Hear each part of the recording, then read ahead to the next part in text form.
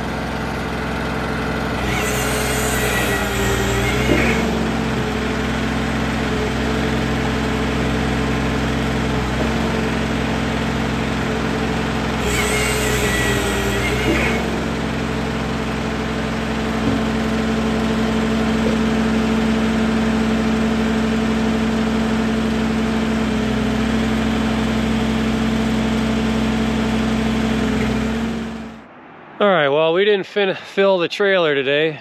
It's about half full, give or take. I mean, I was just dumping in the middle, so a lot of it spreads out. Got a couple logs left on the live deck. The only reason I'm stopping is sawdust, for one, is full. I do have an empty one, but got to take the grapple off, put the forks on to move that. Not only that, I'm tired. I tell you what, though, that dead, dry elm absolutely sucks. The live elm, or for the one that was alive, like this stuff here, it still sucks, but it goes through no problem. This dry elm, absolutely terrible. I mean, honestly, it's just not fun to mess with. I got it jammed up a couple times, whatever, got through it. Not only that, pretty sure I got to dress up this bar. It's starting to grab, I think, if you want to call it that. It doesn't feel like it has anything on there, unless this chain got dull pretty quick. And it's not that many, oh, maybe. Goes through like the maple and oak just fine. But that dry elm, I mean, it's got a little edge on it, but you can see it's getting a little warm. So either way, I'm gonna have to dress up the bar, sharpen my other two chains.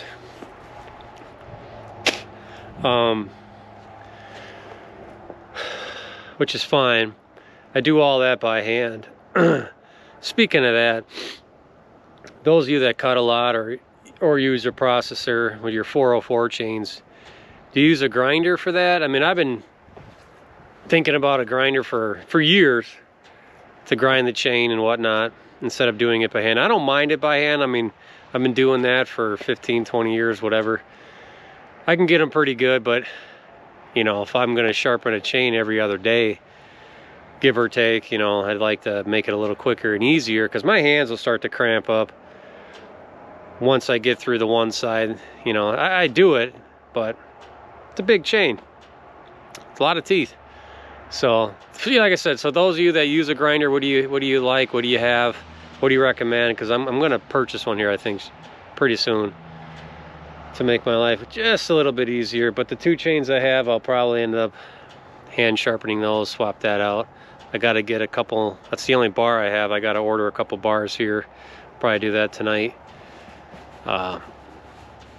Need those. So, and I think the next time I process, I'm going to move this machine, scrape it with the bucket real quick, put it back, and start fresh. I mean, that's a lot of debris that I end up pulling out underneath the conveyor.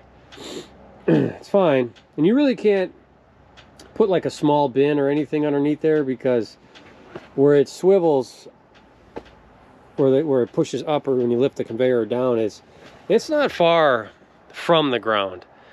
So even if you put a piece of plywood or something under there, it'd be like right on it, so it wouldn't make a difference. I do think when I put this machine over there, I'm gonna have a trench dug out right there, probably from there to where you see all that stuff underneath, or in between the wheels, a trench where I could put a couple of bins or buckets there to collect all this stuff. Because that's really the only mess you have. Yeah, you have some sticks and whatever that come off, big deal. But right here, that way all I got to do is pull the machine forward, pick the bins up, dump them, whatever, and then put it right back.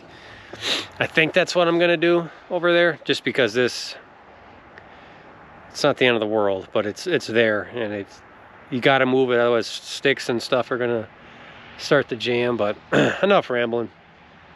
I'm tired. So yeah, I'm gonna move this sawdust. All those cutoffs and knotty elm pieces that I cut off for cutoffs today, all that shit's going right into the boiler. Not that they have feelings, but I'm gonna throw all that crap in there. Pretty much this whole tow, it's going in right now. I'm just gonna toss it all in there. I mean, it's early enough, it's still daylight, it's probably only like 3 o'clock. But I'm gonna pack her full so I don't have to go back outside. I'm tired, I'm gonna eat some food, shower, sit my ass on the couch. That's what I'm gonna do. You get used to the cold though. I mean, I'm not even really cold. I mean, my hands were first thing this morning, but not so bad. And that's another reason why I'm stopping. I haven't put fuel in this, and she's low as I want her to go before I start sucking air. I mean, it doesn't get much lower than that. So, I mean, obviously I know there's more to the tank, but I'm not gonna risk that, you know. So bar oil's doing fine. I got that baby wide open. I still think I may have air or something. I've purged this too. Maybe it's the bar, I don't know. It just doesn't squirt as like what it used to, but maybe I'm wrong, I don't know. So, and then I think I'm gonna make a small modification to this, because you see all this right here, right? Some of it comes out of here. I mean, obviously you gotta have room for these hoses, because this moves. But a lot of it comes because if you're cutting a big round, it hits right here and it comes out somewhere over here. I don't know. I want to make a little modification somehow to stop this. It's not the end of the world, but I got, I don't know, 60 hours on it by now, and this is 30 hours worth, give or take. I mean, you're always going to have cleanup when you're processing a ton of wood, right? Every day, but try to minimize. I mean, that collects, I'd say 90% of it. I mean, it's pretty cool how you can see the different species of wood, the lines. I mean, each log. So, it's pretty cool. But yeah, enough rambling. Let me know what you guys think, guys. But as always, keep burning.